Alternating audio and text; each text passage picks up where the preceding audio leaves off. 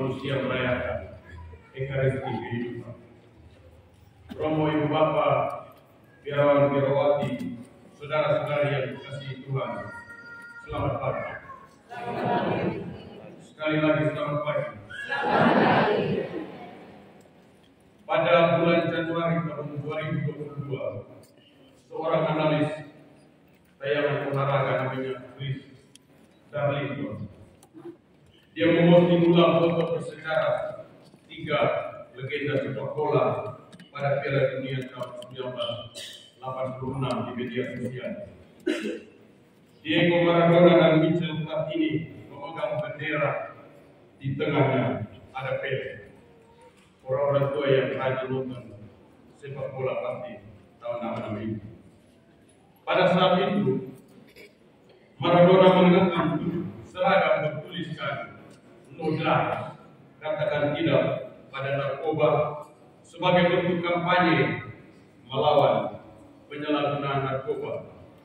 Sementara Platini mengenakan seragam bertuliskan "No corruption", katakan tidak pada korupsi, sebagai bentuk kampanye untuk melawan korupsi.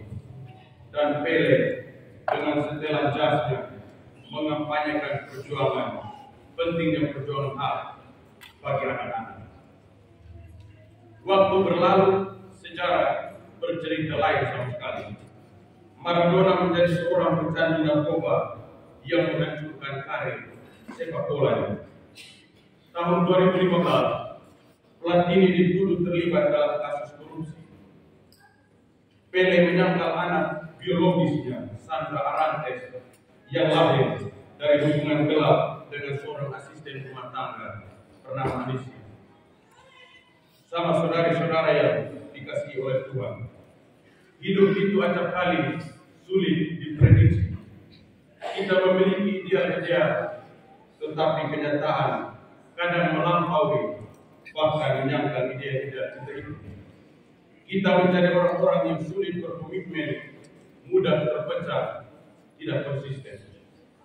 Satu anak UMK misalnya, dia mau pergi doa bersama, doa giliran di rumah teman.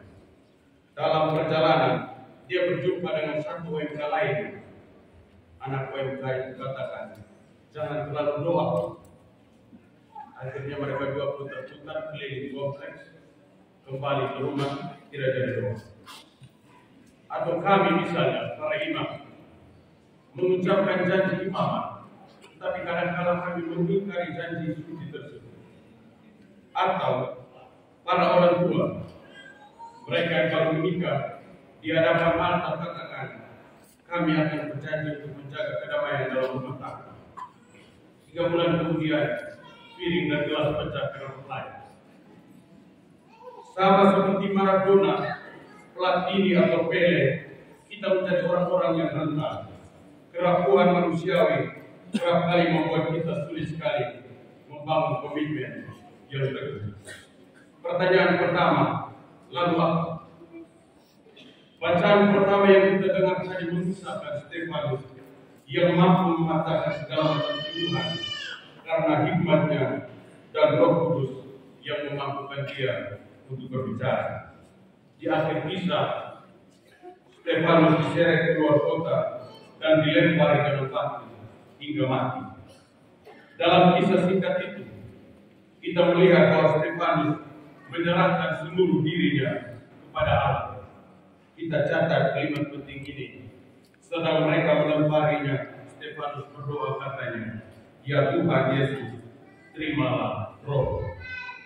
Perjumpaan dan pengalaman iman Stefanus menjadi alarm yang mengingatkan kita untuk senantiasa menempatkan Tuhan lebih dulu dari segala macam kegembiraan, kecemasan, kegembiraan hidup setiap hari. Kita tidak bisa mengandalkan kekuatan manusiawi yang sama sekali lemah ini untuk mengatasi segala macam kerisauan hidup. Hal ini hanya mungkin terjadi apabila kita mencemplungkan diri ke dalam samudra kasih Allah, mencintai Dia, masuk dan tinggal di dalam hati. Kita mesti berani untuk menempatkan Allah sebagai pedoman dan patokan dalam langkah serentak dengan rendah hati kita duduk pada kakinya untuk mendengarkan Dia. Sebab Allah yang kasihnya abadi itu mampu mencairkan yang beku, memadamkan yang membara, menyembuhkan yang luka, meneduhkan yang gersang, dan membangkitkan yang lain. Pertanyaan kedua, Allah model mana yang jadi pegangan kita? Injil yang sangat singkat tetapi pada isinya yang kita dengarkan bersama tadi mengajak kita untuk tidak khawatir, melainkan percaya kepada Anak Tunggal Allah, Yesus Kristus, yang menjelma menjadi manusia dan tinggal di antara kita. Sebagai bentuk bela rasa Allah terhadap dunia karena kasihnya yang kekal, Ia mengutus putranya untuk masuk ke dalam dunia, mengubah dunia dari dekat, dan memanggil semua orang yang berkehendak baik untuk mewartakan kasih Allah yang abadi itu.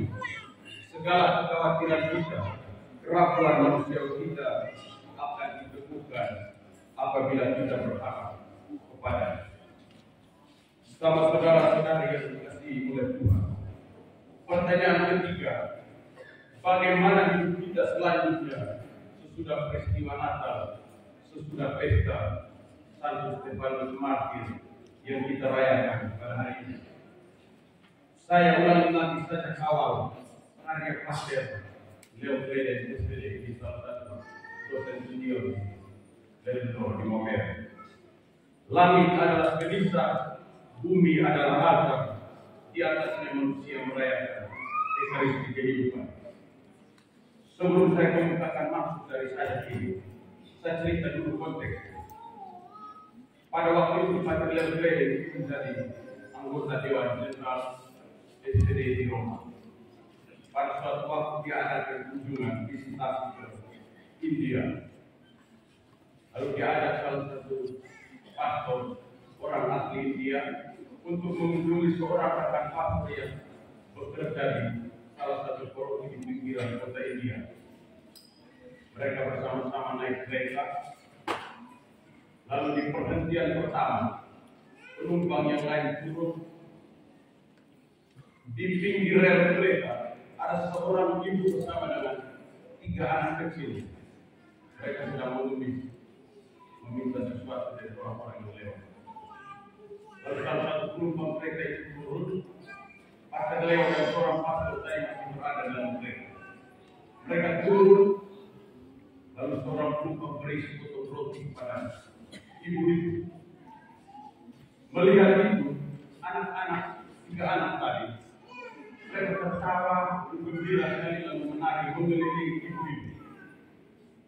Ibu ini ambil koran, bagi sepotong roti menjadi 3.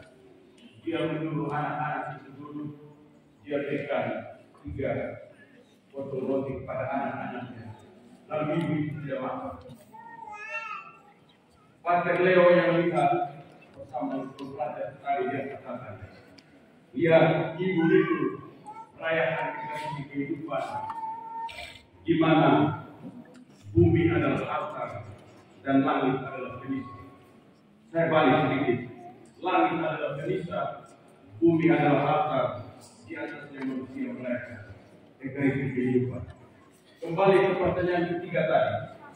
Kita diajak untuk menjadi pribadi yang merayakan Ekaristi kehidupan. Pribadi Ekaristi, pribadi yang siap diambil, dipilih, diberkati, dipecah-pecahkan, dan dibagi. Yang pertama, diambil, dipilih. Sejak kekal, di awal mula, jauh sebelum kita lahir dan menjadi bagian dari sejarah, kita sudah ada di hati Allah. Jauh sebelum orang tua mengakui kita, sahabat dan teman-teman mengakui bakat dan talenta kita, atau rekan kerja memuji kita, kita sudah dipilih. Mata kasih Allah telah melihat sebagai yang bermartabat, sebagai keindahan tanpa batas dan bernilai abadi. Kita adalah orang-orang yang diambil, dipilih oleh Allah dengan segala keunikan diri, karena kita dipanggil sebagai pribadi yang dikasihi sejak abadi dan dipelihara dalam pelukan kasihnya yang tidak akan berakhir. Yang kedua, diberkati. Ketika kita sudah dipilih oleh Allah, kita hendaknya membawa dan menjadi berkat bagi orang lain, khususnya bagi mereka yang diliputi rasa cemas dan takut akan diri. Berkat lebih dari sekedar kata-kata pujian atau penghargaan, lebih dari sekadar menunjukkan bakat-bakat seseorang atau perbuatan-perbuatan baik. Memberi berkat berarti menentukan atau mengakui bahwa orang lain adalah wajah saya yang lain. Berkat tersebut jauh melampaui perbedaan antara kekaguman dan celaan, antara keutamaan dan cacat celah, antara perbuatan baik dan perbuatan buruk. Berkat menyentuh kebaikan dasar yang dimiliki oleh orang yang diberkati, serentak menyadarkan orang itu bahwa dirinya adalah pribadi yang dikasihi Allah. Lebih dari itu, memberi berkat berarti membuat yang diucapkan menjadi kenyataan. Yang ketiga, dipecah-pecahkan. Banyak orang di sekitar kita hidup sebagai orang-orang pinggiran, tergusur dan lemah yang rentan menjadi korban ketidakadilan. Pada titik nadir inilah, sebagaimana roti itu dipecahkan, hidup kita mesti dipecah-pecahkan bagi mereka yang tersisih, yang nasibnya tidak menentu tersebut.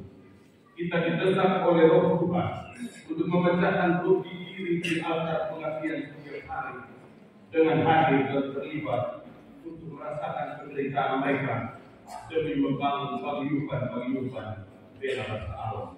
Dan akhirnya kita dipilih, diberkati dan dipecah-pecahkan untuk dibagikan. Dengan dibagi-bagikan menjadi jelas bahwa kita dipilih, diberkati dan dipecah-pecahkan tidak hanya demi diri kita sendiri, melainkan agar semua yang kita hidupi mendapatkan makna yang sepenuhnya, karena semua itu kita hidupi juga bagi orang lain. Harta jasmani yang dibagi berkurang, tetapi amal kasih yang dibagi selalu bertambah. Sampai pada titik ini, kita ingat sekali lagi catatan penting berikut. Roti di altar pengabdian itu selalu disertai sebuah piala anggur, piala darah Kristus yang dikurbankan. Itu artinya, untuk sampai pada ujung dari komitmen yang teguh, tidak ada keberhasilan tanpa air mata, tidak ada harapan tanpa kegelisahan, tidak ada pemulihan otentik tanpa bahaya, tidak ada nakal tanpa resiko. Namun kita percaya dalam nama Kristus dan Roh yang diutusnya, tidak ada bentuk yang abadi. Di balik setiap lorong gelap kehidupan, selalu ada secerca harapan untuk bangkit dan keterpurukan hidup.